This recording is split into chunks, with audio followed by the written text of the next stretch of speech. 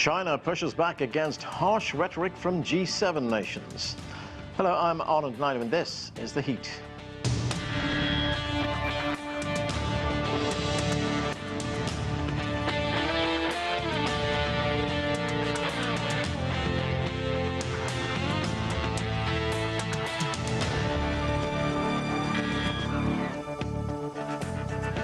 The Chinese Foreign Ministry said on Saturday that it had lodged a strong protest to G7 summit host Japan and other relevant parties after the group pointed fingers at China on a number of topics. The ministry said the G7 smeared and attacked China, brazenly interfering in the country's internal affairs.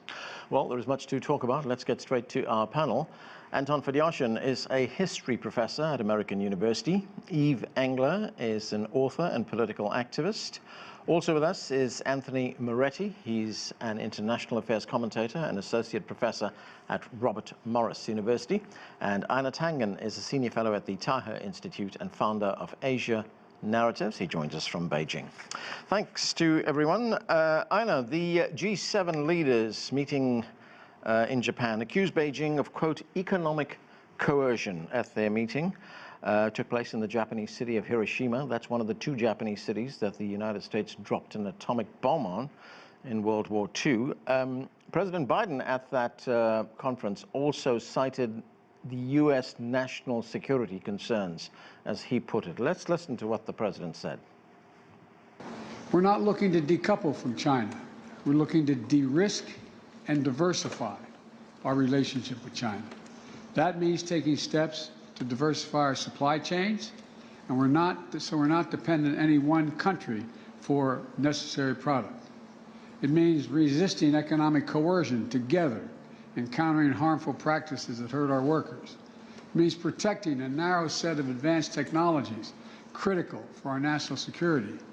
And those elements are all agreed on by the G7.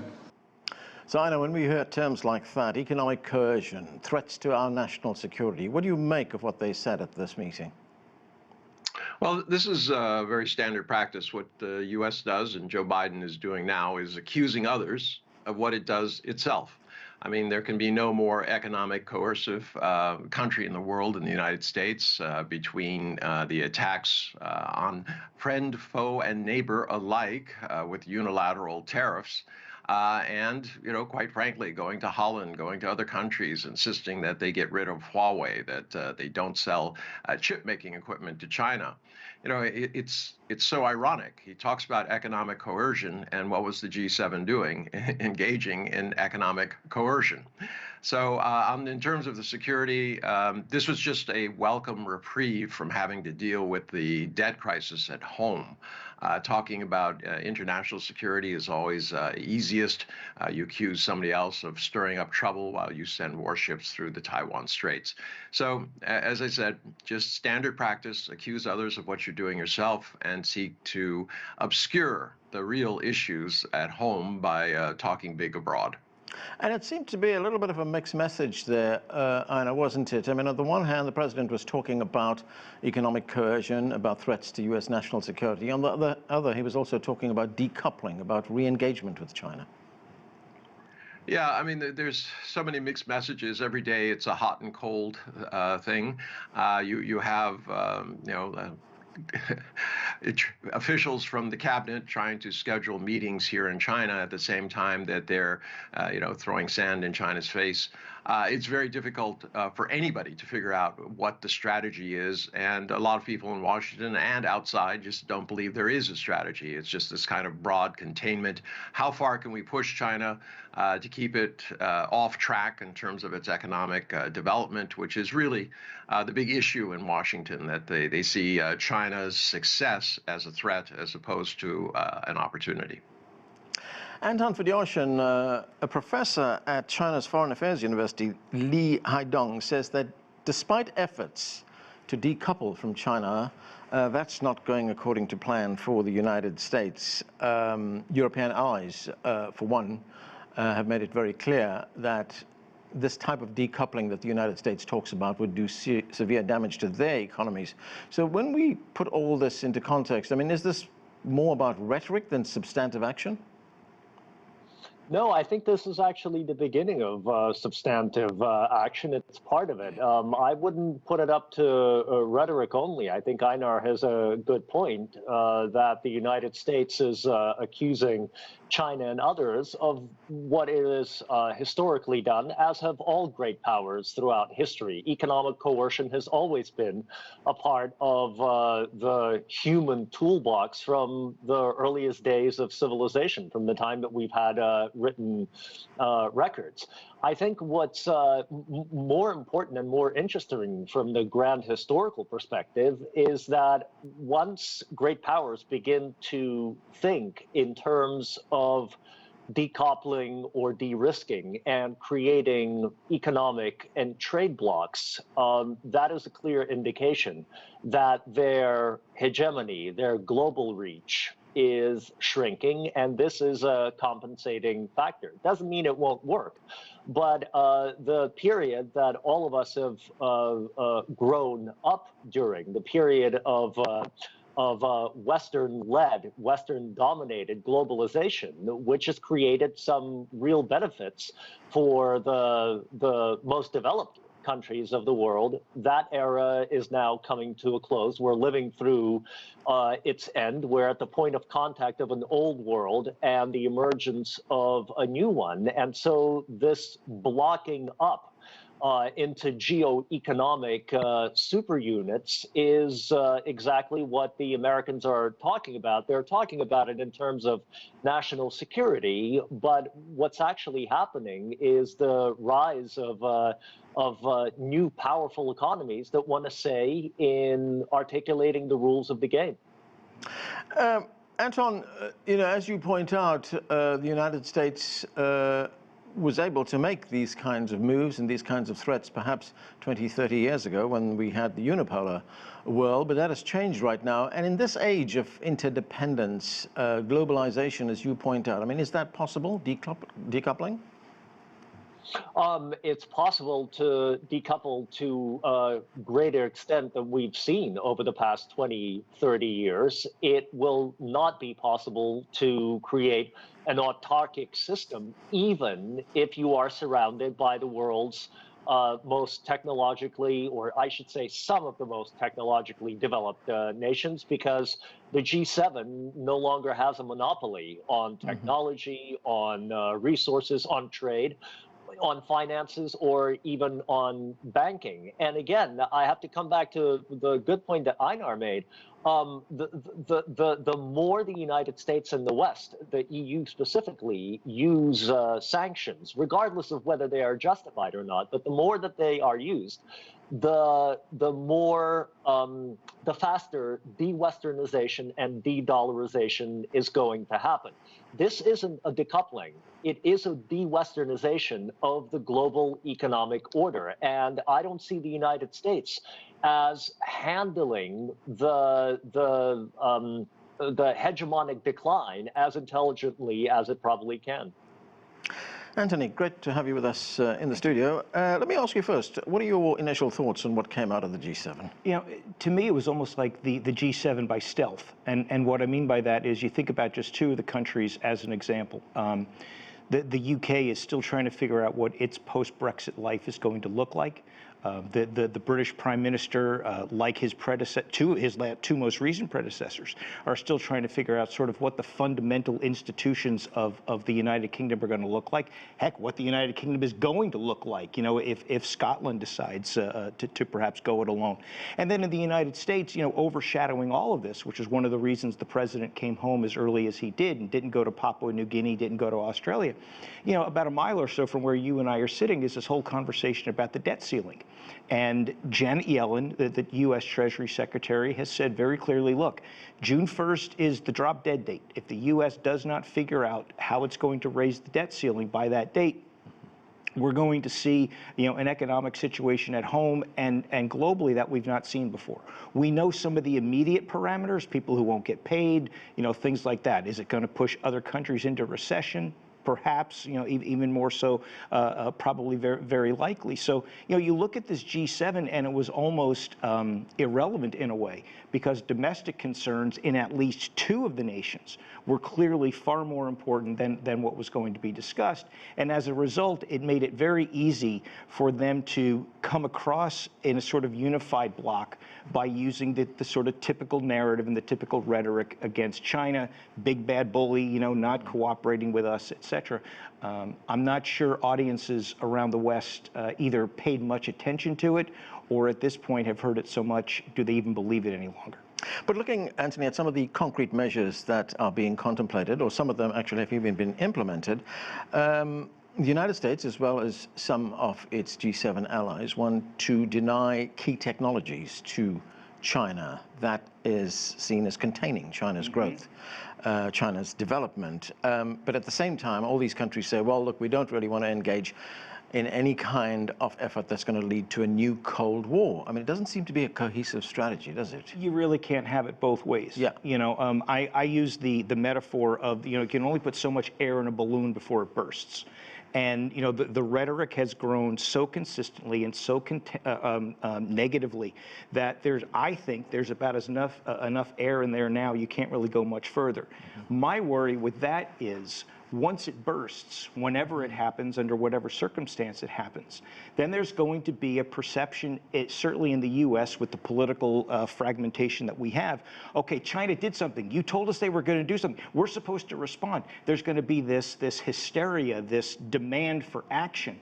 And if that action is both unwise and dangerous, then we risk taking what is right now nothing more than a war of words into something far more dangerous, far more contentious, for which we really have no blueprint for what it might look like for the U.S. economy, the Chinese economy, and then the world as a whole. All right, let's go to Montreal, to Yves Engler. Yves, great to have you with us as well. It looks like, when you look at the statements that came out of this G7 meeting, that these leaders were intent on raising tensions with China rather than looking and searching for a way forward that would recognize that we no longer live in a unipolar world. It's now a multipolar world. But looking at the real world impact of these tensions rising, how might it affect the global economy or even the conflict in Ukraine that's taking place right now?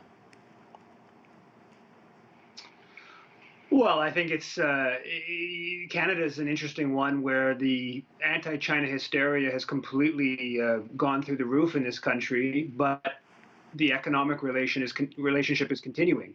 How long that can continue on, I don't know. The Canadian government has made all kinds of measures to try to push out Chinese companies and to try to focus on domestic minerals and stuff like that. But yeah, what the global impact will be, I think clearly countries like Brazil are, continuing to deepen their economic relations with China. The BRICS is bigger than the G7 now in terms of its proportion of global GDP. And, will this actually move towards what clearly some of the hawks in Washington want, which is an actual war? I don't know. There's people in the Canadian government that are clearly moving in that direction, that clearly want to go that way. They are following Washington in that endeavor. But what the ultimate economic impact will be, I don't know. And I guess also from a Chinese perspective, with regards to Ukraine and Russia, the Chinese government, of course, has to be very concerned with any weakening of Russia, and be concerned with how the U.S. has, I think, successfully subordinated Western Europe to its geostrategic objectives in the context of the NATO proxy war in Ukraine. All right, Yves, you say the United States has successfully subordinated Western Europe, but hasn't it done the same thing with Canada? As you pointed out a moment ago, the anti-Chinese rhetoric or feelings in Canada has gone through the roof. It wasn't always that way, was it, when Canada would just follow what the United States wanted? There was dissension at one point, wasn't there? There was dissension, and a big chunk of the Canadian business class, the corporate class, still wants to trade and invest in China and wants Chinese companies to invest here. And the CEOs of the biggest Canadian mining companies are complaining quite regularly in the business pages about how this campaign, this anti-China campaign. But the reality is that the military in this country, the intelligence agencies, who are deeply connected in with the U.S. empire, they have really been stoking tensions. Just today, though, there was an absolutely remarkable bombshell in Canada-China relations, where this special rapporteur on foreign interference that was appointed a couple of months ago, because the media was going, the intelligence agency was releasing these documents claiming China was interfering. The special rapporteur today basically poured cold water on the whole thing and said there's no evidence, this doesn't hold up, and the media is absolutely panicking right now, because apparently China was supposed to be completely in control of Canada as of recent months, and now a very establishment figure has poured cold water on that. But yes, the Canada over the past couple of years, it is a remarkable turnaround in the rhetoric. Early in the Justin Trudeau government, they were looking to sign a free trade agreement with China, and the sort of U.S. empire influence in Canada has completely reversed that political tone. Einar Tangen, one of the criticisms against China that we hear very often from the United States and its allies is that China, in its relationship with the developing world, or the global south as we sometimes call it, has been enticing many countries into what they term is a debt trap.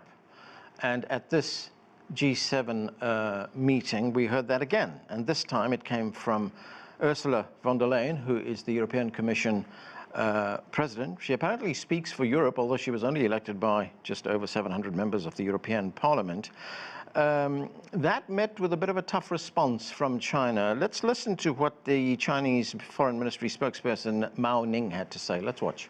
We have to wonder what tangible contribution G7 as a group of the world's richest countries has made to the well-being of developing countries, and why these countries continue to smear and interfere with normal cooperation between developing countries. China has always been a member of the developing world. Our cooperation with developing countries is aimed at achieving common development, and such cooperation is also highly recognized by these developing countries. We never impose our own ideas on others, and we never conduct cooperation with geopolitical selfish interests. What China promotes is mutually beneficial cooperation and more inclusive and balanced common development. So Einar, Mao Ning makes a valid point there, doesn't she, when she says, when she poses the question really, what valid contribution does the G7 make? Well, again, there can be no brighter, sharper red line than the G7, which is a group of countries that were colonial. They benefited from their colonial ravages. They participated in them. And now, the global South remembers that, surprisingly. Yes, they haven't contributed. Basically, the G7 is an anachronism. It was not the group that was chosen to handle the 2008 financial crisis that went to the G20. So, what is the role of these nations whose collective growth this year is going to be very small? The best is the U.S. potentially at 1.7, but with this looming debt crisis, could be negative. At which point, there's no one really in there. Around less than 1% is about what they're going to do. Now, they're lecturing the rest of the world, including China, which will be above 5%. ASEAN, they're telling ASEAN what they should be doing, and they're going to be above 4.5%. So the old notion that we, the former colonial powers, know best, that we show you that because we're rich and we always do better than you economically, is now gone. During the meeting, once again, they issued they talked about a large number, 600 billion to counteract China. Well, these frameworks and these numbers, they are never fleshed out. They're always something, their goal. A very sharp contrast to what China was doing with the Central Asian countries, where they had the first summit in 31 years, and they put real flesh on the bones. There was money that was allocated. You have a rising trade situation, up 22% above last year, and one that's continuing, positive, talking about the possibilities. Right. In, Hiroshima, all you have is an example of the worst human tragedy in history. Anthony, you want to say something? One of the things that is another constant that we've seen of late is that the Global South consistently says, look, we're tired of the lectures, and we're tired of this sense of, we have to accept your terms or else. And, I forget the saying off the top of my head, but it's something like, the definition of insanity is doing the same thing and expecting a different result the next time. Yeah. This lecturing and this posturing, sure, if you've got the strongest economy in the world year in, year out, decade out, you maybe can go ahead and do that. One of the reasons that China is seen as such a, quote, threat, unquote, is not only because of its economic success, but it's also a message that's being delivered that is frankly different. It doesn't put these hidden strings or maybe these overt strings that are attached to this idea of trade or assistance or cooperation.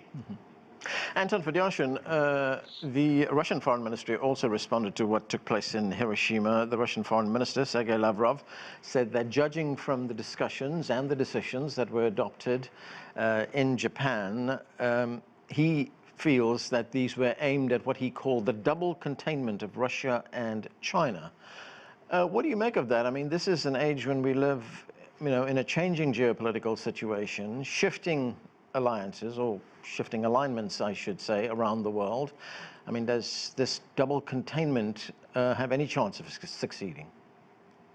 No, I'm afraid not, especially given that there are two massive continental powers that have been pushed together by Western policies. I still haven't quite decided whether this was unintentional, in which case the diplomats behind American policy over the past 20 years really have no idea what they're doing, or whether this is intentional, although to what purpose I'm not sure. Let me just give you two names of pretty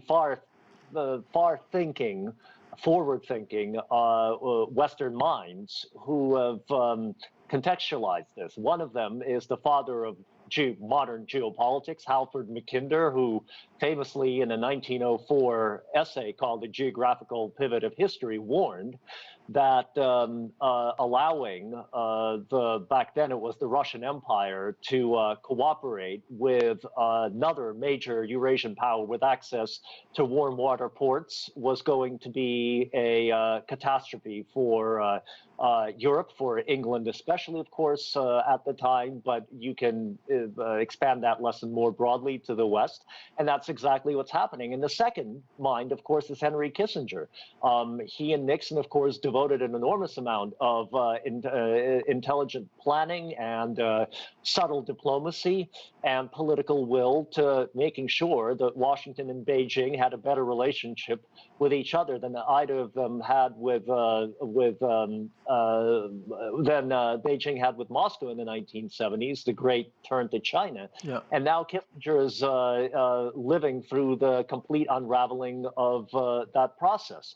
So I don't think that containment is really going to succeed, especially given, by the way, that the Chinese seem to be already thinking decades ahead. And the fact that they are working with the Russians so closely on making sure that their energy supply over land is secure tells me that they are considering the possibility of a major naval blockade of themselves, in which case they will be able to survive with Russia's 11 time zones of resources behind their backs.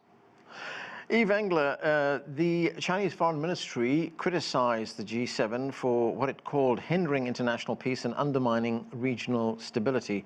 In fact, the Foreign Ministry in Beijing summoned the Japanese ambassador to the ministry to register a protest over, quote, what the ministry said was the hype around China-related issues. Has the G7 gone a bit too far here? I think time will tell. I do, maybe unlike my colleagues here, I do think the U.S. is having some success in its policy, bringing Philippines on board with military bases, Papua New Guinea, ramping up military spending in Japan. With regards to South Korea, I think they're having some geopolitical successes in their bid to contain China, and obviously this G7 statement is a step further in that process. I see this in a very negative light, of course, because I see this as fitting in with American military planners that keep talking about a war and the possibility of over Taiwan or over a dispute in the South China Sea.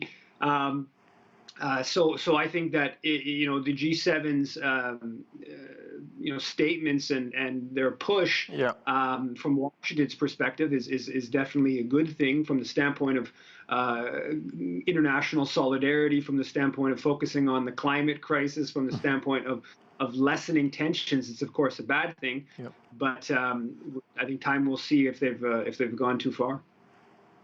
Einar, for all the harsh rhetoric that we heard from President Biden at the G7, he also said that he expects relations with China to improve very shortly.